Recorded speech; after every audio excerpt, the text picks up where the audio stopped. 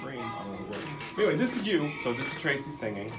How do you measure a year? Seasons of love. Seasons of love. Here she is live and recorded. What? No. So high. Well, that's you. 25,000 journeys to plan. Put your mic on. Just put your mic on like right now.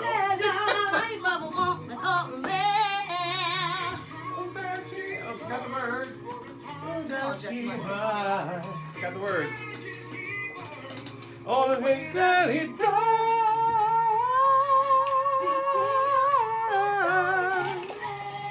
So high. Right. It's exhausting. Like, I'm gonna put my earphones back on for that one.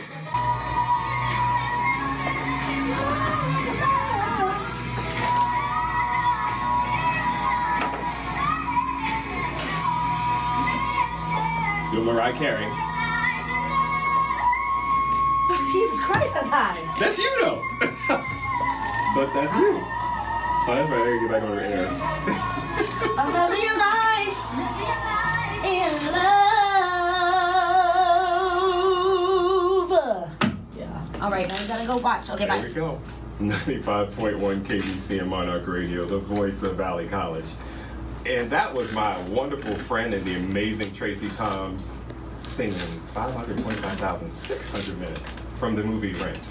And yes, she's in here in the studio. Y'all should have seen us. We're in here like, that's high, that's high. So we're in here hitting notes. It's really high. Yeah. You're like, do Mariah Carey, do Mariah Carey. Just point to it. Get the finger in the ear. Welcome, Tracie. Thank you. Thank you for coming. Thanks for having me. Of course, y'all. You know, I got to get all formal first. Okay, but I have to say live on the air, like Tracie and I have been friends for a minute, and we're just buddies, so I don't ever have to research her. So I research her. You see, y'all should see all these pieces of paper in my hand. So we're going to play a game, how fast I can say all your credits in one breath.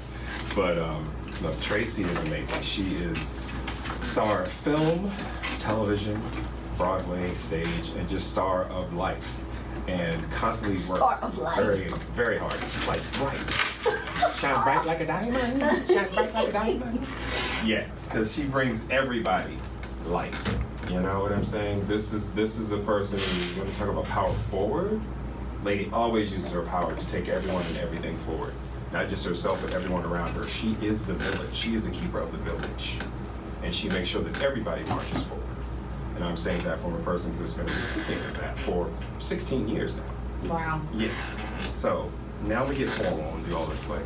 You make me sound like I'm an awesome person. Well, well, you are to me. I don't care what nobody else says.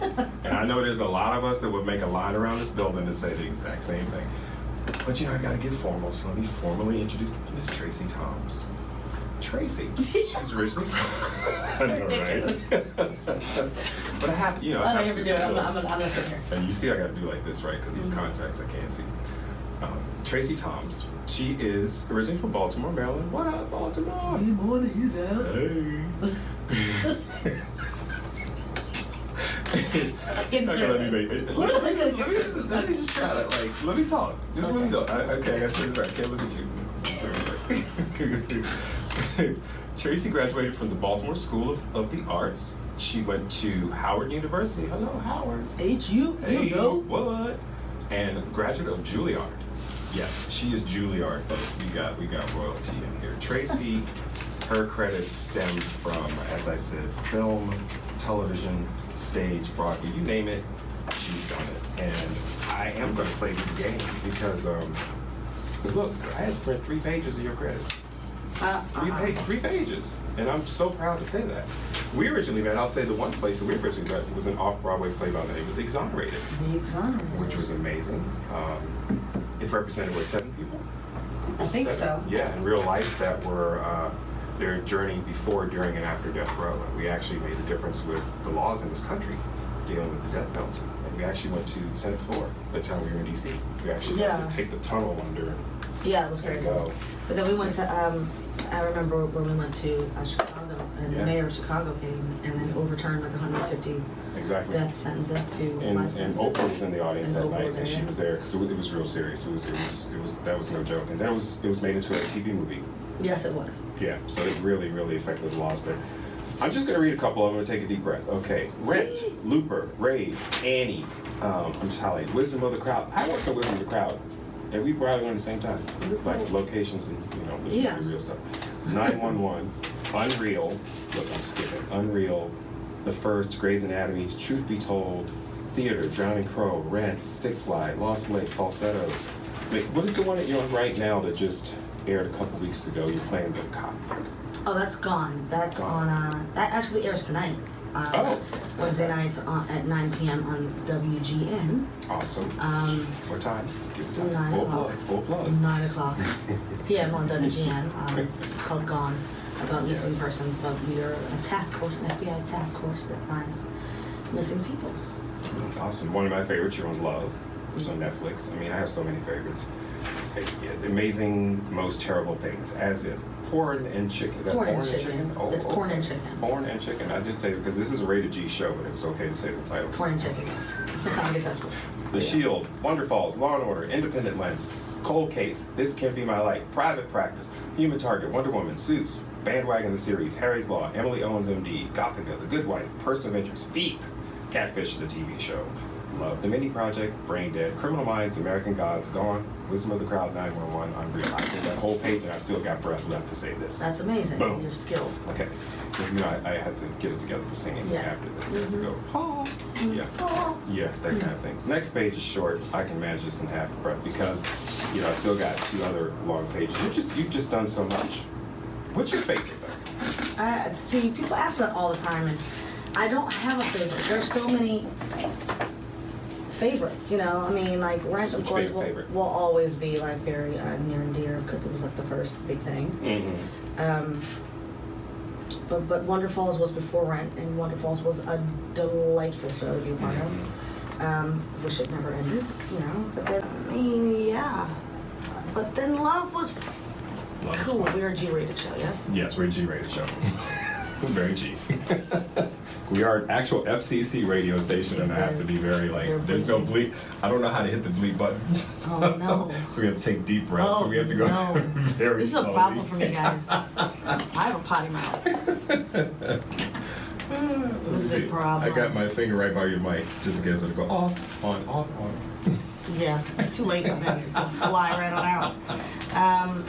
Yeah, I mean, doing Rent on Broadway was also incredible. Terrifying, but incredible. And I mean, I've been really, really blessed or lucky, however you want to put it. I think it's the same thing. To have done so many different kinds of things. Some people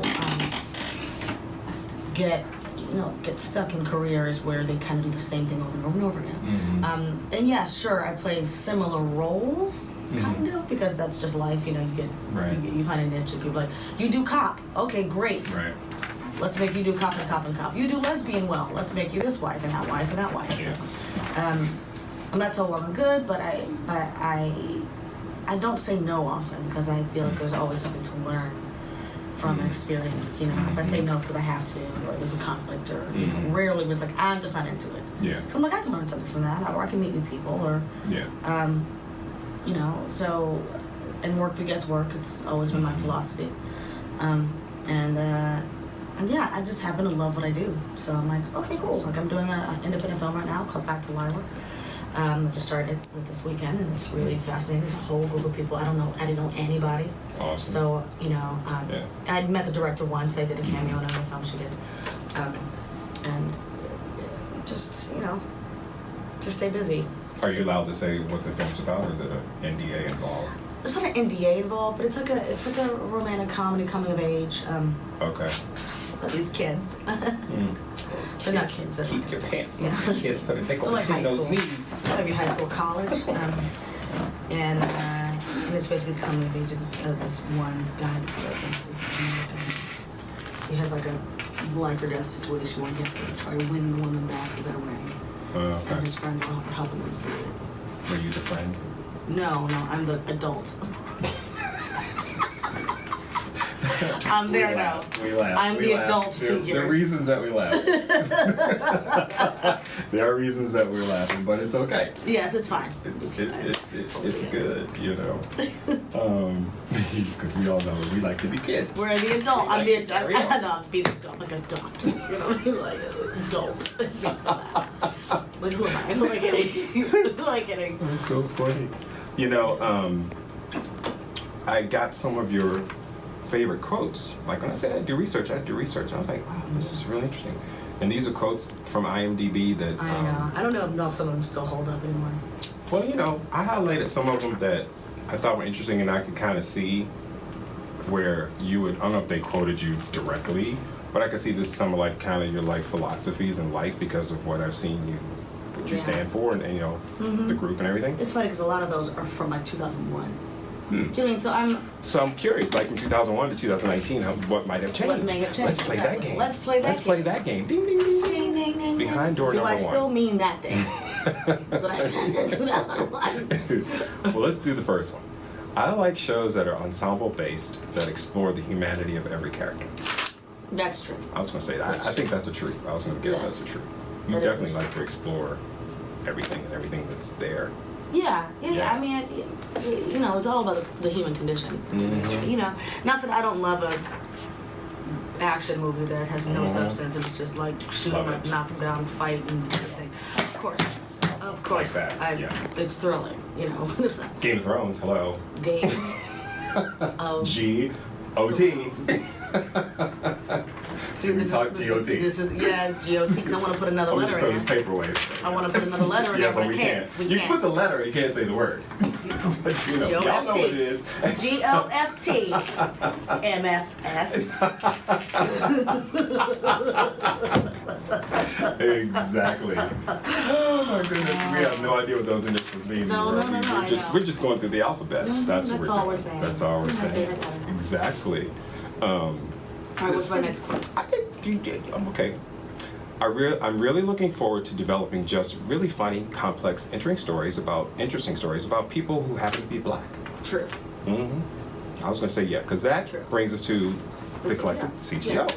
Yeah, we have a collective called the CTO, or the Collective Takeover, where we're all like-minded industry professionals who come together to make content that we want to see. And there are people of all walks of life, all races, gender identities, ages, nationalities. We'll just come together and try to tell really interesting stories for people who happen to be of color. Because often what happens is a story will be like a black story about the black experience in said city or said year. It's about what it was to be black, and that's all well and good. I feel like that is very, very it's covered. A lot. That is covered. A lot. But I think we're moving into a space right now where we speak to people, sort of about people who have to be black. I mean, I feel like the real victory for me will be when we are seeing more people of color in stories that don't require them to be of color. Absolutely. So when you start to see people are like, oh my God, so there were Oscar nominations and there were people of color. I'm like, that's great and fantastic, and I love that. Yay! They're going to be black to play that role. Yeah. Do you find that in that's why I like to watch BBC a lot. Yes, Don't absolutely. you find like it's sort of like Like Black Mirror. broadcasting? Like Black Mirror is like, look, black people just walking around living. Yeah. And just in stories that don't require their blackness to be there. Their blackness is always going to be in the room because that's who they are. So I'm not trying to erase anybody's ethnicity. You bring it with you. But if I'm on the bus, I'm already going to be a black woman on the bus. I don't have to be like, I'm a black woman on the bus. I don't have to like, Hallelujah. I don't necessarily have to call attention to it or talk about it. And the story doesn't have to be about, every story doesn't have to be about race. Race is already going to be intrinsically part of it because people are of different races. Yeah. Have you noticed, because I don't really have regular cable anymore, I do a lot of streaming. One thing I really like, and I don't know if it's on regular TV, but I watch a lot of CW and a couple of those networks. The commercials now are really interracially mixed. There's gay, straight. They're I think low key the commercials are actually leading the charge in this. Yeah. So is it like that on? Because since I don't have regular cable anymore, I'm just wondering they were just running those because it was a streaming network. Not so much. Although CW is actually pretty good at it. You know, CW with their superhero shows. You know, they just happen to have all kinds of people on there. And I also love like they have say with babies, the commercials now it's the fathers, not necessarily the mothers. It's like the fathers changing the diapers or a lot of taking dads. a little girl out to play with her little tutu. Yeah.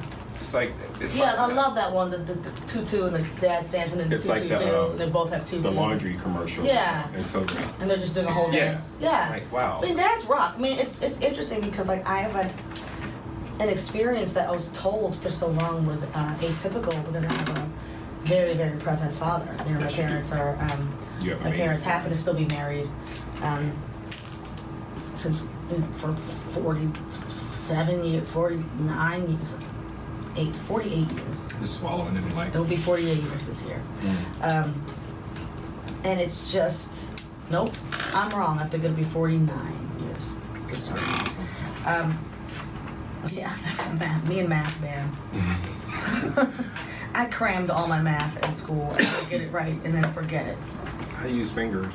I use fingers and my phone. Well, the phone is kind of, well, you have to resort to the crutch every now and then, but you know. But I use fingers and it takes me way too long to like subtract. I still do it on paper and cross the thing out and carry it away. I do that too. I can add and subtract, but I can't. When's the last time we did like division on paper? And you know, I got to do that here. I have to do an continued algebra class. Hello, hi, algebra. I'm years old. I'm a little bit. Calculate that. I'm a little bit. Carry the one. And carry the one across this one and carry the 2 to the 3, and you're still not in the middle. You're still in the middle now. So yeah. But getting back to your wonderful present parents. Yeah. So I mean, my father, it was me and my brother. We're 13 years apart, with no siblings in between. Mm-hmm. And my dad was just such a present, supportive, loving father. Mm-hmm. And I've been told my whole life that A, fathers aren't generally like that, and B, black fathers really aren't like that, which is all a myth. Mm-hmm. You know, every black father I know is really present and all stoked about it. You know, I mean, the absentee father trope, of course, it comes from reality because, you know, we live in a society where, you know, certain groups of the class system where it kind of like separates the fathers from the families because of all kinds of external pressure. Yeah. It's not necessarily because the fathers aren't into it. Yeah. Or they don't care, you know. Yeah. I mean, going back to like birth control, do you have access to birth control? Do you if you don't want to be a father, can you not be a father? Yeah. Can you make that choice? Do you have access and resources to choose not to be a father in the first place? You know, it's a bigger conversation, but yeah. So I love the fact that the commercials are having fathers being very much more present. And I really dig it. And I like the one Levi's Jeans. Have you seen that one? They sort of play. It's almost like Brazilian style music, and they have people dancing in their own way from all over the world. I haven't seen that one. Oh, it's awesome. And then you can tell it's a mix of just like Middle Eastern people from everywhere, and then they'll have gay, lesbian couples dancing, and then at the end they flash blah blah blah. Everybody can have fun or something with the jeans. Wow. But I see it a lot. I'm like, this is really cool that they're crossing. It's kind of progressive. Yeah, like our and commercials they are. definitely have Middle Eastern people in there in their full garb, which I think is great, especially with all the For sure. stuff going on in the world. You know, it starts off with two elderly people, just like they're in Brazil doing this little dance together. Oh, I gotta It's find that one. really cool. It's very, very cool. But I know you credit your parents for a lot of your success because they've supported you from day one. Yeah, they have, and they didn't let me like quit and go do something safe. Which is great. I'm like, what are you doing? You don't even like that. I'm like, but I'm like, boo. That's fear. That's awesome. When you have that behind you, that propels you. And that's probably, I'm sure that's probably where you got the seed to do the same thing that I see you doing with other people. You're just paying it forward. Well, yeah, I mean, I don't know how to do it any other way. Yeah. So, do you think that's what's kept you the person that you are? Because believe me, you can be just like a whole lot of them and get the head is about as big as this building. But I've never known you to do that. Well, I honestly feel like success does not change who you are. It just gives you permission to be who you are. You know. Bingo. So, I don't think people are like, oh my God, you changed. I'm like, they were already like that probably. Mm-hmm. You know, they were just waiting for the excuse. Mm-hmm. They knew it wasn't a good look for them to behave that way when they didn't have no money. Right. When they get that money, then they're like, now I have Like, okay, permission to be the That. blankety blank that I really always I love it. This wanted would to be the be the blankety blank blank show blank. I always wanted to be. Thank God. Finally, Exactly. I can cut people off and Exactly. just blame it on my success when I just wanted to cut people off anyway. Yeah, in the beginning. That's kind of crazy. Yeah. This is what I really dig. I just love this. We kind of just touched on it. African Americans are always forced to learn the other culture, but the other culture is not forced to learn ours. I went to acting school at Juilliard and we learned Shakespeare and Shaw, but we never did the work of a single African American playwright, not August Wilson or, and I can't say this name, Ntozake yes, thank you, or Imar Baraka. Yeah, okay, so that quote is what I wish I could remove. The beginning of it is absolutely true. But when I look at that quote, I'm like, wait, Tracie, come on. We worked on Raisin in the Sun my first year. Oh, okay. And approaching the play, this play called Approaching the Play. Okay. And second year, or still the end of first year, we did Blues for Mr. Charlie. But it wasn't for an audience. We worked on these in like class. Okay. And yes, Blues for Mr. Charlie, the white kids in our class did have to like do that play with us. Okay. And I think what I was saying when that quote, I was saying that in terms of what we did for like an audience. Okay. And even then we did one play. Yeah. That was by a black woman called Venice. But we tried to do an August Wilson play and we couldn't do it. It was right in a transitional time and we were kind of all frustrated. But now I can say that Juilliard is accepting a lot of students of color. They do a lot of plays. We've done August Wilson, done a lot of plays with people of color. So it really has changed. We were at the time where I said that, I think it was the transition was happening. Mm-hmm. And I was super militant, you know what I mean, at the time. I had been a Howard before. So Howard, I was like, HU, all black everything, yeah, you know, it was like that place, you know what I mean? But I will say that I believe that because I had that experience, I was very vocal when I was there. So a lot of changes started to happen, not just because of me. I think it was just a consciousness, a collective consciousness. But I had already had that experience, and I was bringing that experience to the program and talking to the teachers and talking to them about being more inclusive and right. They're not like, well, let me learn some brush up on my Swahili. You know what I mean? They're not. So I think it should go both ways in that way. But we did. Like I worked on a scene in class, August Wilson scene with one of my classmates who was white, Darren Petty, and Darren Petty killed it. Boom. He killed it. Shout out to Darren Petty. Shout out, Darren. He killed it. You killed Sterling in that scene from 2 Trains running. Boo. Nice. You did that. Boom. So yeah, so I think I was just kind of feeling myself when I said that quote, and I was there forever. But I get what you're saying though, because no, but it's true. I'm not saying it's not true, but when I said that we didn't do a single play, that actually wasn't true. I think I worked on it in class. So. Yeah.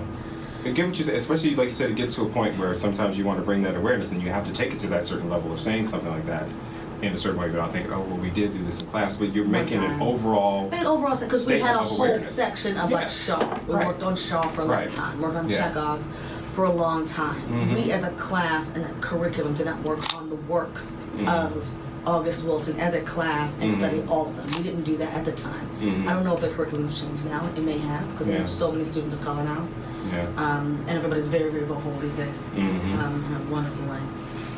But at the time, people were like, I just want to get through this school in the late 90s, because we had just come through, we had come through the super militant period of the early 90s. And we were all like, you know. Because you had the Rodney King out here in the early 90s. You had a lot of stuff going on. So we were really like into it, like early, mid 90s. By the late 90s, I think we were a little tired. Especially Howard. Again. Yeah, Howard was super militant. And by the time we got out of that, I was like, oh, people were like, I'm tired. I actually do just want to all get along. Let's take a break. It's kind of like, you know, we took a little break and then here Trayvon Martin happened. Exactly. And the trip, my mind's like, oh shoot, we Here took we a go. break. And here we go. Oh, we were sleeping. Let's get back on. Let's get back in the And we streets. can start even more that happened after that. Oh, That's yeah, a like whole Brown nother and show. stuff, yeah, just we kept- could just take a whole nother show with that. But that was an experience actually I had here because when I was younger, we didn't have Black history or African American studies or anything like that when I was in high school or any of that. So I had to take my first African American history or culture, whatever they call it, here. It was really interesting to me to read a lot of stuff. I'm like, wow, I wish I knew this back then or had this experience. Well, yeah, it just, when your history is erased, Yeah. you know, you don't know the impact that has. Probably going to hold you back. And it wasn't from your immediate family because I think you talked about your father and everything in it. But I was wondering, that's a really interesting statement, and you overcame that they. That could have been the industry. It could have been. Yeah, I don't know if anybody actually overcomes a they until they have their own studio and just greenlight their own projects. And there you go. You know, there's still things who are like, well, you know, I happen to kind of tick a lot of boxes. So people are like, oh, Tracie, you always work, and I love that faith that people have in me. But it's because I can kind of do a lot of utility roles. You know, Yeah. I can be like, oh, you need an FBI chick. Right. Throw Tracie in. Throw the FBI, Yeah. a cop, a detective, a lawyer. Yeah, she can do it. Throw her in there. But it's not necessarily, let's make a show about her. Let's have her be I'm hardly ever the lead. You know, think about it, I'm always kind of like helping out. Like the character, is that considered like a character actor or supporting actor? What does that Kind fall of. I under? mean, yeah, like supporting character actor. I mean, mind you, their careers are longer generally. Yeah. But me trying to get a rom-com greenlit starting that you were in. Yeah. It's an uphill battle. They're like, Yeah. oh, that's interesting. Oh, that looks great. Y'all can see the face right now. There's a handful of Black women that will greenlight to do that, and they are a millennial, Yeah. they're new, and even though there's probably 6 of them, Yeah. Yeah. or they're in their 40s, but they were also famous in the 90s. Yeah. So you had to either already be famous in the 90s, Okay. or you're in this new crop of like the Issa Raes and things, which I'm so proud of them. But like I've been here the whole time. When does it get to be my turn to Yeah. to carry something? You know, all these people would tell me how much they love me. And Yeah. like, oh yeah, you know, whatever. I'm like, Yeah. great. Can you give me $2 million to do it? Just saying. To do a thing? Like, we. Right. Next, no. Just right. Well, see, we have something similar to this starring Viola Davis. I'm like, Viola Davis and I are not alike at all. Right. Yeah. We're not alike at all. No one would tell Rachel McAdams, they said. And That's crazy to me. Yeah, it's crazy. They do that to Black women. We don't do it to white women. They do it to Black women. And because there was a round table I saw with like Taraji and Viola and Gabrielle Union and you know, and Viola was talking about that. Right. She was like, they just throw us all in there in one pot, like Black chick. Yeah. I saw something really similar to that. Is it on YouTube as well? I think there's so. There's a couple different ones on there. Yeah, and it's very strange. I mean, they're like, okay, well, great. Yeah. What do you... But do you find that, okay, because now I'm thinking about your Broadway career. Do you find that it's easier to get a larger role in your Broadway stuff as opposed to film and TV? Yeah, And why do Off-Broadway. you think... because I'm on TV. So you come with the fan base. You basically come with dollars in the pocket for them. Got it. So, Right. So the theater world, I'm kind of more of a name. Yeah. Because I did the Rent movie, and people who are in town, tourists who are in town, will be like, oh, I love her. She's on Cold Case. Yeah. She was on my TV show. Yes, I'll pay $195 to sit in the Makes sense. theater and watch her. Hence going back Whether to... or not I'm the best person for it. But you're bringing the best dollars for it. I'm bringing something. Yeah. Got it. So it always comes down, it seems like it always, especially now, it comes down to the dollars. How many followers you have, which brings me to, okay, I'll get this amount of money because you're packaging a group that's going to come see me. Yeah. That kind of thing. And I've heard a lot about that from peers that they're looking at that more and more and more. Oh, you have 12 million followers. Okay, let me put you in this role. Yep. Can you at least read this page for me? Okay, I guess you kind of read it, but you got the 12 million Because you have followers, 12 so million there's a bunch followers. of tickets sold. It's very strange.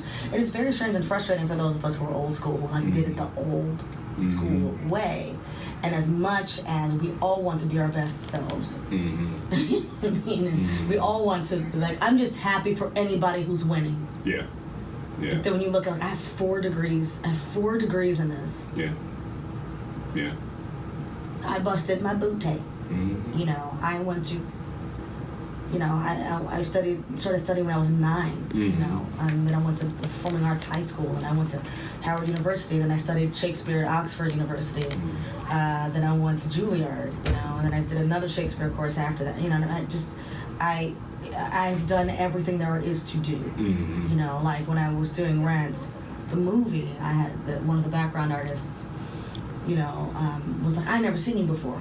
You know, and I was like, well, yeah. Well, because at that point, my credits were I did a failed TV show called As If. We lasted 2 episodes. I had done Wonderfalls, which lasted 4 episodes. I did a pilot for Chevy Chase that did not get picked up. And I had done like Off-Broadway. And a Broadway show that was like kind of lukewarmly received, Drowning Crow. There was nothing that this man would have seen me do. Okay. The reason I still can't believe that Chris Columbus cast me in it. I had been auditioning for Rent for 8 years. I went in 9 times for it, and I kept getting no. And the fact that Chris was like, "No, you," I still to this day don't understand how that happened. You know, because I know he saw everybody for it. Everybody went in for that movie. Because everybody went in for Rent every time he came around. There was just something that interested him, I don't know. I do not know what it is. It was for you? I'm grateful, but but I'm still like, wait, what? Wait, clear. Was Queen Latifah busy? I mean, like, was Alicia Keys could? She said no. Okay. You know, I mean, really, what? I ain't never done a Broadway musical. You know, I used to do musicals all the time, but then I lost my voice once and it became terrifying. But I kept auditioning for them. You know, I kept auditioning for Lion King a million times too. Didn't get that. I auditioned for Aida a million times. Never got that. And Rent was just another one of the things to audition for a million times. I just happened to really love Rent and be a fan of it. Yeah. So this dude was like, you know, how did you do that? I've never seen you before. How were you one of the leads in this movie? Like, how did you do that? Like, what did you do before, you know, hook a brother up? Right. Tell me how. Whatever. I said, well, I did everything you could do. I did commercials, industrials, children's theater, community theater, to act in front of people. I had done it. Right. You know. So you did work. Basically. Yeah, like classicals, Shakespeare, Greeks, you know, slapstick, comedy, Moliere. I'm doing that? It's like, well, no. I'm like, well, then I don't know what we're talking about. Are you in class? Are you taking class? Are you studying? Are you getting better at your craft? Are you working at your muscles? No. You want me to give you an answer, and I can't do that. Well, he got his answer. You just don't want to see it. Well, yeah, but that used to be kind of the way you had to do it. But now, you can make a viral video and be a star. True. So there's no rhyme or reason to anything anymore. Very true. And as much as, like I said, we want to be like, yay for everybody who's like doing it. And mind you, that's a grind. That's hard to do. I don't understand it. You know, people are trying to figure out the mechanics of a viral video. How do we hook into like the consciousness of like all the people, what they want to hear, and what everybody thinks is funny, or what everybody thinks is timely. I don't know how to do that, and that's difficult. That is a skill in its own. I'm not trying to take away from that skill, but ask a 5-year-old. yeah, I mean, yeah, I don't, you know, and I know people who are viral, and I know, and they're trying to, some of them are trying to make the transition into like being taken serious as an actor. I'm like, I don't know how you do that. Yeah. You know, people stick you in like a funny movie. Yeah. You know, stick you in Tag or something. I know Tag was really funny. Yeah. And those people have paid their dues. All those people in Tag. But you know, they can stick you in like a funny little bit part in one of these comedy movies that are doing so well. Other than that, I don't know. I don't know how you go from that to being Meryl Streep. Not that anybody can be Meryl Streep ever. I mean, that woman, jeez. Oh my gosh, we're out of time. Look how much I talk. We didn't talk about anything. We talked about a lot. We didn't. We got, but you know, I need some Tracie pearls of wisdom. What you got to say to the people? Well, I always tell people are like, well, you have any advice for people who want to be an actor? And I'm like, well, you just have to, my advice is always to learn what you're doing.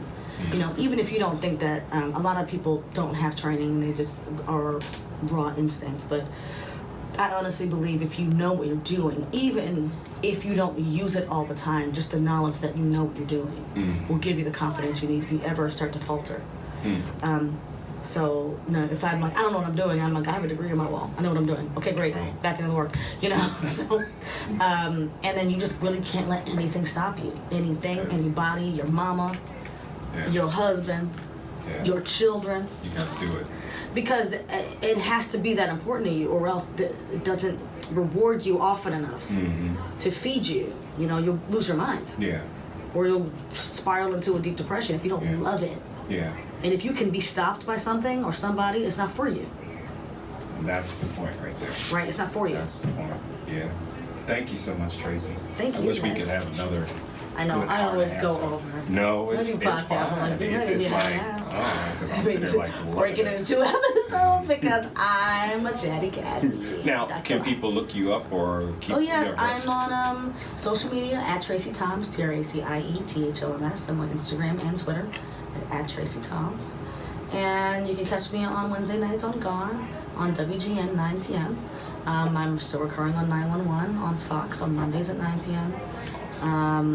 You can go back and watch the first on Hulu. Love on Netflix. Unreal is also on Hulu in the last 2 seasons of Unreal. And yeah. You can always go rent. You know, rent, watch Death Proof, watch Devil Wears Prada, watch, you know. I mean, Just watch them. I've been kicking around for a long time. You know, the web series called Bandwagon, which is really fantastic that me and my friends made. Carrie Bowman, creator and writer of Bandwagon. And yeah, I mean, I'm just gonna.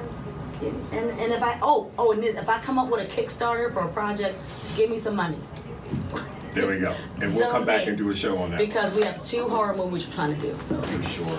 Thank you. Thank you for being with us on Power Forward, Miss Tracie Thoms and AP LLC. That's GTAP LLC and Instagram. And if you didn't get a chance to listen today, hopefully you're listening to me say this, you can always check us out on my SoundCloud page. Just go on Greg Tapscott SoundCloud, and I post these conversations Wednesday nights, and you can always go there and just sit back and listen to the pearls of Miss Tracie Thoms.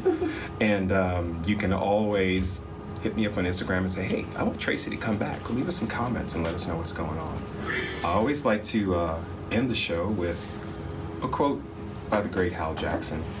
And it says, it's nice to be important, but it's more important to be nice. So when you're walking down the street, say hello to someone and just give them a smile. And I'm GTAP, and you're listening to 95.1 KBCM Monarch Radio. Hey! Thank you, darling.